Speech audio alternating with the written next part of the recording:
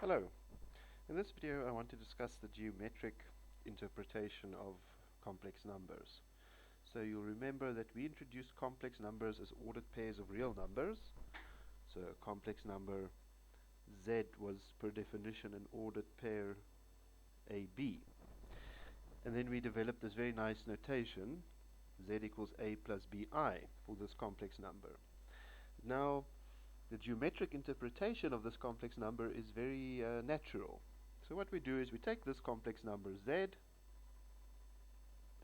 and we identify it with a point in the plane, and we identify it with a point AB in the plane. Right? So the real part of the complex number is measured on the horizontal axis. Right?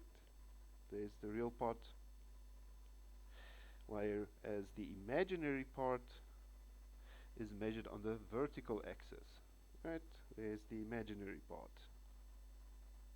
And by identifying in this way also points in the plane with a complex number, we get what we call the Argand plane, or the complex plane. Right? So this is just a different name for the good old plane R2, except that now we think of the point in the plane as complex numbers instead of points.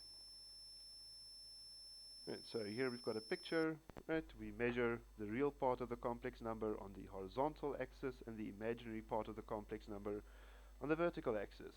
So if we've got a complex number, Z is A plus BI, then it corresponds to this point over here.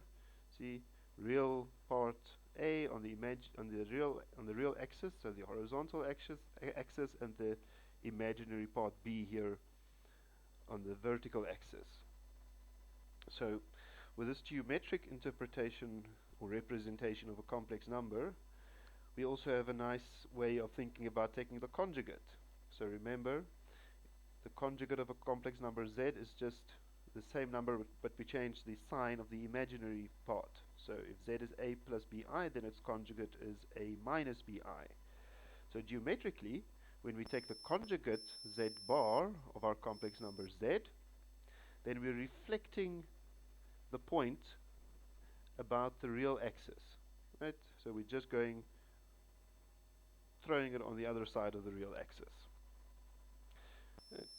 Now, together with this geometric interpretation of complex numbers goes the concept of the modulus of a complex number. So what is the modulus of a complex number? Well, if we have a complex number Z is A plus BI, then its modulus is the real number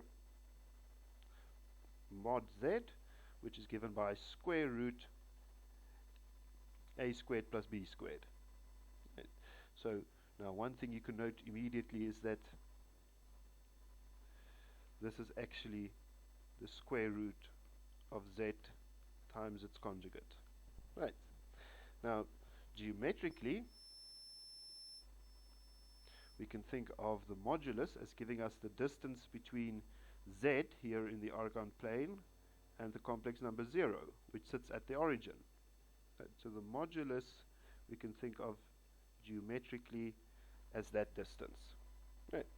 Now, that's geometrically. Analytically, we can think of the modulus as being a version of the absolute value for complex numbers, right? And it shares many of the same properties as the absolute value. Okay. Now, this modulus will be very useful for us later on in defining a different way of representing complex numbers, namely the polar form, which we'll discuss in the next video.